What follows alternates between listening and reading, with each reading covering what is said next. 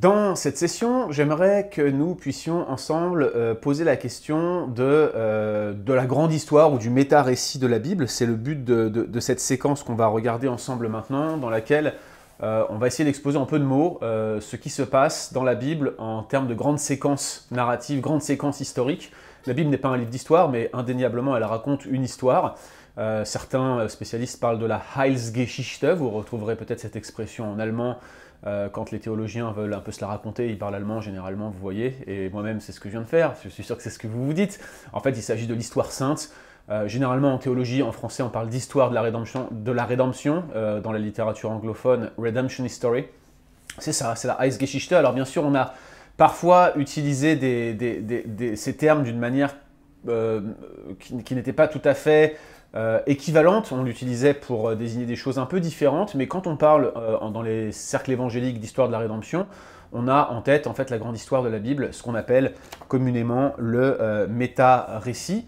En fait, la Bible ne s'intéresse pas à l'histoire de l'humanité en tant que telle, elle a un agenda théologique, elle souhaite décrire ce qui s'est passé depuis la création jusqu'à l'avènement de Jésus-Christ, elle prévoit son retour, et la Bible, en quelque sorte, cherche à vous montrer ce qui s'est passé dans une sorte de triptyque qu'on pourrait qualifier ainsi, de création, chute et rédemption. Ce sont les trois grandes phases que l'on retrouve à la fois en macro, c'est-à-dire quand on regarde avec une vue en hauteur de la Bible. C'est aussi les trois phases que l'on retrouve dans plusieurs micro-séquences de la Bible. On va la retrouver par exemple au sein de certains livres, comme le livre d'Ésaïe, qui contient indéniablement plusieurs phases de type création, chute, rédemption, mais on la retrouve aussi dans certains textes isolés, certaines péricopes, le terme maintenant vous est accessible, c'est-à-dire une unité textuelle logique dans laquelle parfois on retrouve ce schéma de type création, chute, rédemption. Vous verrez quand on parlera tout à l'heure de la littérature cosmogonique, je vous parlerai de Genèse 1.3 pour vous montrer que ce schéma, création, chute, rédemption, y est particulièrement apparent et est reproduit dans la littérature ultérieure. Par exemple, le déluge obéit à un tel schéma.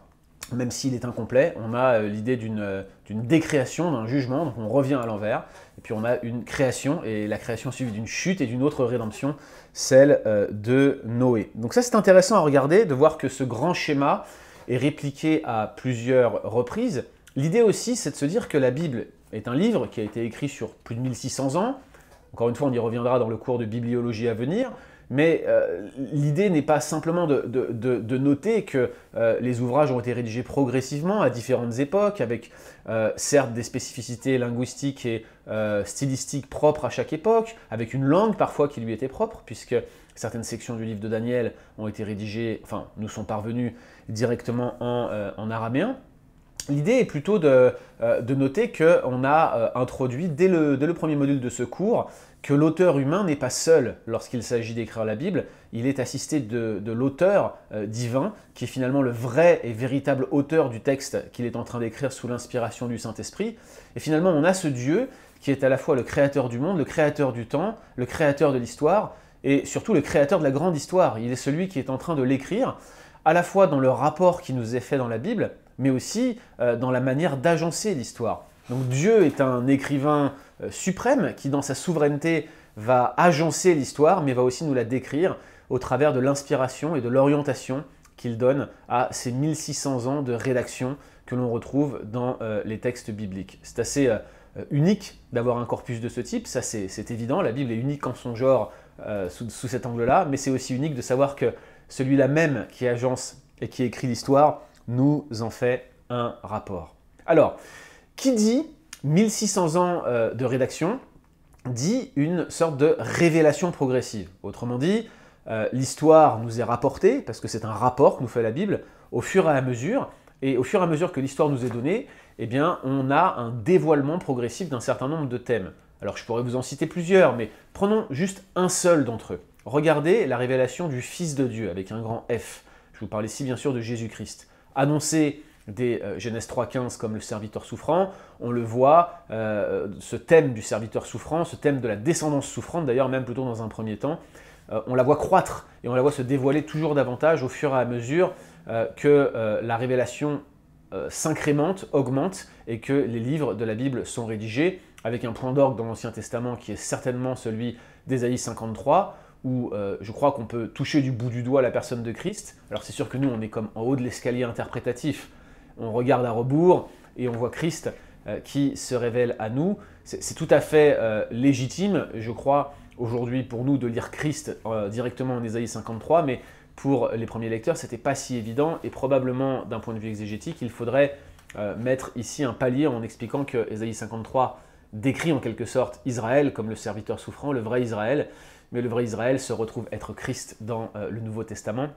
Bref, je prends de l'avance sur Ésaïe 53 ici, mais ce que j'essaye de vous dire, c'est que cette révélation progressive, elle se déroule déjà dans l'Ancien Testament, et elle atteint en quelque sorte sa plénitude, sa complétude, si vous me prêtez ce néologisme, dans le Nouveau Testament. Qui dit révélation progressive, dit déroulement de l'histoire. Alors je vous rappelle que Dieu écrit l'histoire de son pinceau souverain, de sa souveraineté, il agence les faits de l'histoire, mais la Bible est un rapport de l'histoire, elle décrit l'histoire de la rédemption, avec un angle particulier qui est celui de la création, de la chute et de la rédemption, un triptyque. Mais pour marquer cette progressivité dans le dévoilement de ce rapport, de cette description de l'histoire, eh bien, il y a des marqueurs narratifs, des marqueurs structurels plutôt, qui vont agencer cette révélation progressive. Alors, quels sont-ils? Déjà, un premier type de marqueur, vous avez les différents livres qui composent la Bible, qui sont à eux seuls des unités structurelles. Je veux dire, Ésaïe intervient comme un recueil d'oracles du prophète ayant été proclamés au 8e siècle avant Jésus-Christ et une partie du 7e siècle avant Jésus-Christ, donc on a un recueil de cette période-là, mais si on regarde ce qui se passe dans Josué, l'histoire de la conquête par exemple, c'est beaucoup plus en avant dans le temps, c'est antérieur. Ce que je suis en train de vous dire, c'est que les livres eux-mêmes nous marquent, nous indiquent une sorte de chronologie et marquent en quelque sorte une structure de la Bible. On parle donc des 66 livres de la Bible. Faites attention, il y a dans la Bible certains livres qui sont divisés en deux dans notre canon, mais qui n'en faisaient qu'un préalablement, le livre des rois typiquement, le livre des chroniques typiquement, le livre de 1 et 2 Samuel typiquement, n'était qu'une seule et même unité textuelle. L'idée n'est pas de vous indiquer ici comment la Bible est faite et composée, encore une fois ça c'est le rôle du cours de bibliologie, mais de vous montrer comment les livres de la Bible fonctionnent comme un marqueur structurel. Mais si on regarde la grande histoire, en reconnaissant une fois de plus que ce qui se passe dans la Bible, c'est la narration de ce que Dieu fait, à la fois par un auteur humain inspiré de Dieu, et donc par Dieu lui-même qui est le grand auteur, avec un grand A de ce rapport, eh bien on est en droit de s'attendre à ce qu'un certain nombre de thèmes ou d'éléments qui sont décrits dans ces pages servent de marqueurs structurels, je dirais, un peu plus généraux, qui ne sont pas limités et qui ne sont pas strictement conçus pour être présents dans un livre de la Bible seulement. Alors, il y a plusieurs de ces marqueurs qui sont identifiés. Vous avez par exemple les théologiens dispensationalistes. Florent et moi avons un petit désaccord sur la manière de voir ce qu'on appelle les dispensations. Florent, je pense, a une approche modérée des dispensations. Moi, je ne crois pas qu'on puisse réellement parler de dispensation au sens où on l'entend généralement dans les cercles dispensationalistes. En tout cas, je ne lis pas la Bible de cette manière-là. Mais il est vrai que certains ont avancé l'idée que la Bible est découpée en un certain nombre de dispensations. Les dispensationalistes classiques en voient 7 et pensent que cela agence, donne une structure à l'histoire de la rédemption et en quelque sorte donne la cadence du texte biblique. D'autres estiment que c'est le thème du royaume qui accompagne le développement de la révélation progressive. C'est vrai que le royaume est un thème qui progresse en même temps que la révélation, en même temps que la messianité de Jésus et que le thème du serviteur souffrant. Mais la tradition réformée a généralement retenu le thème des alliances comme étant structurant dans la Bible, et ce thème a l'avantage d'être reconnu par tous, puisque les alliances sont, pour certaines, mentionnées explicitement dans les Écritures, parce qu'il y a toute la question des alliances théologiques également, et j'y reviens dans quelques instants, mais on retrouve donc ces alliances qui sont en quelque sorte mentionnées explicitement, notamment dans le Pentateuque, mais pas seulement, et qui accompagnent le développement de la révélation progressive d'une certaine manière, en se focalisant en quelque sorte comme des points d'étape. Alors la théologie réformée a généralement reconnu l'agencement des alliances comme étant la clé de la compréhension de la grande histoire de la rédemption. Je pense que personne ne contestera cela. Ce qui se passe, c'est plutôt l'importance qu'on va donner au thème des alliances qui va être déterminant. Alors, nous allons, dans le cadre du cursus Transmettre, vous proposer un cours sur les alliances et on s'attend, ça sera au printemps 2022, on s'attend à ce qu'on ait un petit débat avec des personnes qui pensent différemment, ou en tout cas vous donner peut-être accès à une conférence d'un débat que Pascal Denot, qui sera notre professeur pour ce cours, avait eu avec Gilles Despins, dispensationaliste, et René Fray, qui défend la position de la Nouvelle Alliance. Il y a eu un exposé en plus de cela de Stephen Wallum, qui est une sommité de Southern Seminary et qui défend la position dite des alliances progressives. C'est une position assez récente défendue par Peter Gentry et Stephen Wallum. Si ça vous intéresse, on ouvrira ce cours courant 2022. Restez connectés, gardez bien sûr vos courriels checkés, n'est-ce pas, pour être sûr de ne louper aucune de nos formations, mais ça fait partie des projets. Donc je ne vais pas aller trop dans le détail, dans la manière dont il faut regarder ces alliances, mais il faut bien comprendre que pour la théologie réformée en général, c'est vraiment un marqueur structurel fort. Alors ce que je vous propose, maintenant que nous sommes en train de parler de ce cours, je vous propose de regarder simplement comment la chronologie de la Bible se déroule, et ensuite je vais essayer de vous localiser les alliances dans cette chronologie dans un deuxième temps, ce qui devrait vous permettre d'avoir une vision globale de l'histoire de la rédemption. Globalement, quand vous lisez de la littérature spécialisée, des commentaires, vous allez souvent tomber sur des thèmes chronologiques qui sont parfois un peu déroutants quand on ne connaît pas, d'une part, l'histoire d'Israël, mais surtout l'histoire de la rédemption. Vous allez peut-être entendre parler de période pré-monarchique, vous allez peut-être entendre parler de période monarchique, par exemple. C'est assez simple. Il fut un temps où Israël n'avait pas de roi, il fut un temps où Israël n'existait même pas en tant qu'État, vous voyez. Mais la période, par exemple, où Israël était sans roi, la période des juges, typiquement, est qualifiée de période pré-monarchique. Et dans le livre de Samuel, vous avez toute une section, avant que Saül atteigne le trône, accède au trône, pardon, on peut parler ici de période pré-monarchique, puis de transition vers la période monarchique. Ensuite, vous entendrez peut-être parler de période exilique. C'est la période pendant laquelle le royaume de Juda a été déporté. Ça ne veut pas dire que c'est le seul exil, parce que le royaume du Nord, lui aussi, avait été déporté en 722. Ça aussi, j'y reviens dans quelques instants. Donc on parle parfois de période exilique. Et l'exil étant une période charnière, souvent on désigne, notamment quand on parle de la littérature prophétique, on désigne la période pré-exilique et on désigne la période dite post-exilique. Alors ça, c'est extrêmement intéressant. Ce sont des marqueurs chronologiques qui ne sont pas strictement bibliques, mais qui peuvent vous permettre de vous localiser dans le temps. Alors laissez-moi vous donner une espèce de grande frise chronologique qui va vous permettre, je pense, de bien localiser les alliances et de comprendre comment les alliances accompagnent ce thème de l'histoire de la rédemption, ce déroulement de l'histoire de la rédemption, et ça vous permettra, dans un certain sens, de préparer d'avance ce cours sur les alliances qu'on donnera en 2022.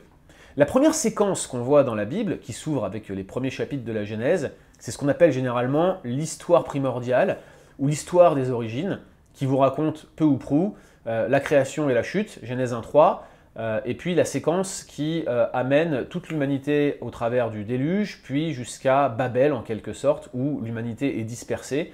Généralement, on parle ici d'histoire des origines. Tout commence en réalité pour la création du monde et l'évolution des premiers humains comme étant en quelque sorte le point de départ de l'histoire de la rédemption, avec encore une fois cette séquence très marquée à plusieurs reprises dès les 11 premiers chapitres de la Genèse. Cette séquence qui est donc ce triptyque création, chute, rédemption. Après le chapitre 11, vous avez la généalogie d'Abraham et le texte suit Abraham et ses descendants assez longuement. Généralement ici, on parle d'histoire patriarcale ou d'histoire des patriarches et cette séquence s'étend de Genèse 12 à Genèse 50. Donc la première phase en fait de l'histoire de la rédemption, c'est l'histoire des origines, l'histoire primordiale. La deuxième phase, Genèse 12-50, l'histoire des patriarches. Et puis vous avez le livre de l'Exode qui commence avec cette phrase « en Égypte ». Alors vous vous souvenez qu'à la fin de l'histoire des patriarches, Joseph et ses frères sont descendus en Égypte durant la famine dont Joseph avait rêvé et par laquelle Dieu a favorisé son peuple en les faisant descendre dans ce pays pour les garder pendant 400 ans. 400 ans après, vous avez le peuple qui gémit au début du livre de l'Exode et vous avez cette grande histoire de libération avec Moïse qui devient en quelque sorte l'émissaire pour libérer son peuple et amener Israël à aller vers la terre que Dieu leur avait promise, le pays de Canaan qu'il avait déjà promis à Abraham. Mais vous connaissez la suite. Alors qu'ils sont libérés, après l'histoire de la Pâque, Exode 12, leur incrédulité les conduit à errer 40 ans dans le désert et toute une génération va mourir dans le désert avant que la deuxième génération se fasse finalement circoncire, traverse le désert du Sinaï, contourne le pays d'Israël et rentre par le gué du Jourdain vis-à-vis de Jéricho dans le livre de Josué. Globalement, toute cette période en Égypte, puis la libération d'Égypte, plus le désert, couvre le reste du Pentateuque, les 5 livres de la Bible. Et donc, du livre de l'Exode jusqu'au Deutéronome, on traite de ce sujet-là, avec bien sûr bien d'autres motifs, la révélation de la loi au Sinaï, les pérégrinations d'Israël, plusieurs histoires qui nous instruisent sur la manière de rendre un culte, des lois en cascade et en pagaille, cérémonielles ou autres. Bref, tout cela vient accompagner cette séquence qu'on pourrait appeler Égypte, libération, désert. Et puis, vous avez ensuite toute la période qu'on pourrait appeler la période de la conquête. C'est la période pré-monarchique par excellence, en quelque sorte. Je le disais, hein, Josué rentre au travers du Jourdain vis-à-vis de Jéricho, passe le Jourdain après avoir envoyé des espions. Vous connaissez certainement l'histoire. Et là, vous avez toute l'histoire de la conquête. Je précise au passage que ce n'était probablement pas ce qu'on appelle un blitzkrieg. Ce n'était pas une guerre éclair, mais plutôt une conquête qui a pris plusieurs années. C'est probablement comme ça qu'il faut lire ce texte. Et à la mort de Josué, vous avez toute cette période qu'on appelle parfois la période des ligues tribales, puisque vous aviez des tribus qui n'étaient pas unies sous la bannière de la royauté et qui coexistaient dans le territoire d'Israël. La période des juges, c'est la période pré-monarchique par excellence, et cette séquence est largement détaillée dans le livre de Josué, le livre des juges, le livre de Ruth, et toute la première partie du livre de Samuel. Alors je vous l'ai dit, hein, la période monarchique commence avec l'accession de Saül à la royauté, et on voit ce récit dans le premier livre de Samuel, donc vers 1 Samuel 12, on commence à parler de royauté, 1 Samuel 8 d'ailleurs même, mais on commence à avoir cette séquence qui va nous parler de la royauté, de l'accession de Saül au trône. On peut distinguer deux séquences durant la période monarchique. Vous avez la séquence où Israël est uni, donc c'est la séquence sous Saül, puis sous David, puis sous Salomon, et après Salomon, sous Roboam, 1 roi 12, vous avez tout le récit de la division entre le royaume du Nord et le royaume du Sud. Vous avez Juda, Benjamin au sud, et puis la tribu de Siméon qui s'est dispersée dans Juda, qui se retrouve à former le royaume de Juda, capitale Jérusalem. Puis vous avez le royaume du Nord, qui est le royaume d'Israël proprement dit, avec les 10 autres tribus, sachant que les fils de Joseph, Manassé et Ephraïm, formaient deux demi-tribus qui deviennent en fait deux tribus, et c'est comme ça que la tribu de Siméon se retrouve un peu éclipsée. Donc on se retrouve avec deux royaumes, et la période monarchique en quelque sorte devient une période bimonarchique, si je puis m'exprimer ainsi. Et enfin l'exil, il faut bien noter qu'il va se produire en deux séquences.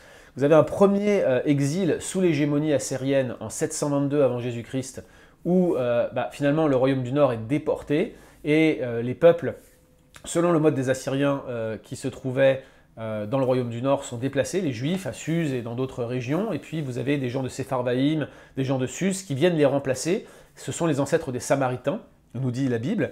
Puis vous avez une deuxième séquence d'exil, cette fois-ci sous l'hégémonie babylonienne, en 587 avant Jésus-Christ. Il y a eu plusieurs séquences de déportation sous Babylone, mais la plus importante, celle où Jérusalem est détruite, le temple est détruit, se produit en 587 avant Jésus-Christ. Généralement, quand on parle de période pré-exilique, on part du point de l'exil de Juda, donc du royaume du Sud. Donc avant l'exil, la période pré-exilique, c'est 587 avant Jésus-Christ.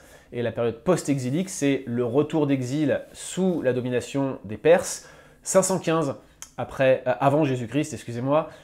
Et donc vous voyez que l'exil pour les Israélites aura duré longtemps. Il y aura eu des retours progressifs, hein. Je ne suis pas en train de vous indiquer ici des dates exactes de retour. Il y aura eu des Juifs qui étaient restés aussi dans le pays, comme vous le savez, mais c'est pour vous donner un petit peu un ordre d'idée de comment la chronologie est agencée.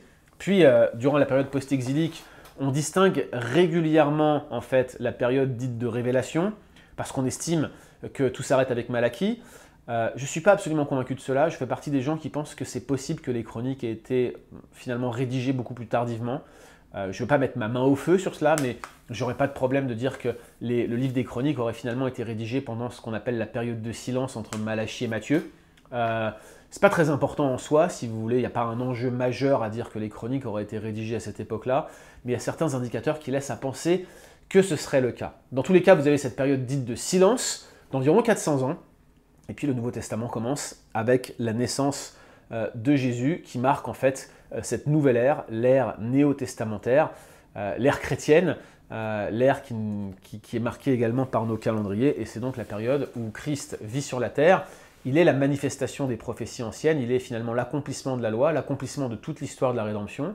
Il est celui-même qui accomplit la rédemption, le point focal de toutes les descriptions qu'on avait vues jusque-là. Il est celui que la Bible révélait, et le Nouveau Testament nous témoigne de qui il est au travers des épîtres, des évangiles et des autres récits, même apocalyptiques, qui sont contenus dans le Nouveau Testament. Alors dans cette séquence chronologique, ce déroulement chronologique de l'histoire de la rédemption que je viens de vous décrire, comment est-ce que l'on place les alliances principales? Nous croyons, nous autres réformés, qu'il y a une alliance de la création. Alors je vous précise que mon coprofesseur pour cette session, Florent Varac, ne croit pas, je pense, à une alliance de la création. Il faudrait lui demander, je crois qu'on a eu cette discussion, mais en tout cas, il n'adhère pas à un test d'Adam dans le cadre d'une alliance conditionnelle comme moi je le crois, mais il me semble assez clair qu'on a la trace d'une alliance avant la chute, une alliance que Adam va briser en mangeant de l'arbre de la connaissance du bien et du mal. Le texte d'Osée, chapitre 6, verset 7, nous parle d'Adam qui aurait brisé l'alliance, et je reste assez convaincu que ce texte décrit donc une alliance qui aurait été brisée dès le commencement, une alliance de la création. Je pense qu'Ésaïe 24, 4, 6 nous décrit une alliance brisée également de la création qui entraîne une malédiction qui dévore la terre, et le thème de la malédiction qui dévore et qui mange est probablement celui des différents jugements de Genèse 3, 17 à 19, jugement d'Adam en particulier. Dans tous les cas, nous croyons que tout commence avec une alliance de la création qui est brisée, et dans un certain sens, on voit une deuxième alliance de la création différente, une alliance qui va préserver la création au moment où Noé sort de l'arche. C'est toute la séquence en Genèse 9, avec l'arc-en-ciel qui sert de témoignage, où Dieu promet de ne plus détruire la terre, et au passage, dans les quelques nouveaux commandements qu'il rappelle, en rappelant en quelque sorte le mandat, vous savez, de se multiplier et de remplir la terre, qui avait été donné pour la première fois à Adam en Genèse 1, 28. Dieu le rappelle en Genèse 9, verset 1, verset 7, il le répète même, ça a son sens aussi, cette répétition. On voit qu'il ouvre la porte au fait de manger des animaux. Certaines nouvelles choses arrivent dans cette nouvelle création, mais clairement le déluge est présenté comme une décréation, comme un jugement, et l'alliance avec Noé est présentée comme une sorte de nouvelle création. Noé et ses fils sont une sorte de nouvelle humanité. Malheureusement, vous connaissez la suite, le schéma recommence. Comme Adam, Noé devient en quelque sorte un jardinier, il plante une vigne, il boit du vin, il s'enivre, il chute, quel que soit le thème de la nudité dévoilé que l'on retrouve après. Et on sait que l'humanité qui suit reproduit les mêmes erreurs que leurs premiers parents avant le déluge. Bref, rien ne change, il faut quelque chose d'autre. C'est aussi pour cela qu'on voit l'alliance faite avec Abraham qui nous est décrite au tout début de la période patriarcale, de l'histoire des patriarches, dès Genèse 12, avec l'alliance abrahamique qui est introduite dès ce chapitre 12 de la Genèse et qui met en exergue la foi d'Abraham pour hériter des promesses, et toujours qui souligne ce thème du serviteur souffrant qui va venir, qui avait été annoncé dès Genèse 3.15, dès le brisement de l'alliance de la création. Donc vous avez donc cette alliance de la création, l'alliance avec Noé, l'alliance avec Abraham qui va être une alliance de foi, et tous ceux qui, comme Abraham le croyant, croient, ont en quelque sorte une relation privilégiée avec Dieu. Abraham en Genèse 17, et c'est là un des points les plus débattus de l'alliance abrahamique, va se faire circoncire avec tous ceux de sa maison. Est-ce que c'est là encore une alliance de la foi, une alliance de la grâce, comme on l'entend depuis le début de Genèse 12, ou est-ce qu'ici on a deux alliances qui sont soit amalgamées ou qui sont mélangées ensemble, ou bien l'une contient l'autre? Toutes sortes de débats à ce sujet-là, avec probablement le principal point de divergence entre presbytériens et baptistes ici. Encore une fois, je ne vais pas aller dans le détail, on a plein de ressources sur le blog, mais vous voudrez sûrement vous inscrire au cours sur les alliances que nous donnerons en 2022. Bref, de cette alliance de la circoncision en Genèse 17 va découler l'alliance dite mosaïque un peu plus tard, qui sera établie avec Moïse, centralisée autour de la circoncision, conditionnelle, qui va encadrer la théocratie d'Israël. C'est la période dans le désert, c'est la période dite d'élique tribale, c'est la période monarchique. toute cette loi va accompagner Israël en tant que peuple, en tant que nation. Elle va lui donner une moralité clairement établie, non pas qu'elle n'était pas là avant, mais elle va l'inscrire comme dans le marbre. C'est même plutôt dans la pierre qu'elle va l'inscrire avec les 10 commandements.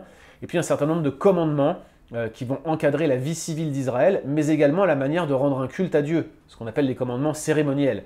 Donc l'alliance mosaïque est particulièrement importante parce que maîtriser cette alliance et son étendue et la manière dont elle va réglementer le pays est un prérequis pour bien comprendre non seulement toutes les sections narratives qui traitent de la période prémonarchique et de la période monarchique, qu'elle soit pré-exilique ou post-exilique d'ailleurs, mais également cette loi nous permet de comprendre par des effets de transposition certaines applications, certains textes du Nouveau Testament qui y font allusion, soit de manière typologique, soit d'une manière directe, comme par exemple dans l'Épître aux Galates où on parle de la circoncision assez clairement, peut-être comme une métonymie pour désigner l'ensemble de l'obéissance à la loi et probablement de l'alliance mosaïque. Donc vous voyez que l'histoire de la rédemption qui se déroule, qui se dévoile, petit à petit nous montre en quelque sorte différentes alliances qui se succèdent et qui marquent des temps très précis que la Bible décrit. Puis vous avez l'alliance avec David, une alliance royale, une alliance messianique que je ne vais pas davantage commenter, mais que nous prenons généralement comme une sorte une duplication, si je puis me permettre, de l'alliance abrahamique. Peut-être duplication, le mot est fort, mais en tout cas, on va le réétablir, on va rappeler qu'il y a ces promesses de foi qui sont associées à un homme qui va venir, et David en est le géniteur, comme vous le savez. Et puis finalement, vous avez Jésus qui vient comme récapituler toutes ces alliances et qui en lui-même va établir la grâce une fois pour toutes, sceller la nouvelle alliance par son sang, Hébreux 9,6, et nous acquérir ainsi la vie éternelle. Alors vous comprenez que je reste relativement succinct sur cette grande histoire. C'est évidemment le but de la formation Transmettre dans son ensemble, que de vous donner toutes les clés pour la comprendre et pour l'analyser. Mais j'espère que ce panorama vous a permis de pouvoir marquer en quelque sorte ou de placer des marqueurs chronologiques, des marqueurs structurels, notamment au niveau des alliances, sur cette grande histoire. Et bien sûr, les cours successifs vous en apprendront davantage.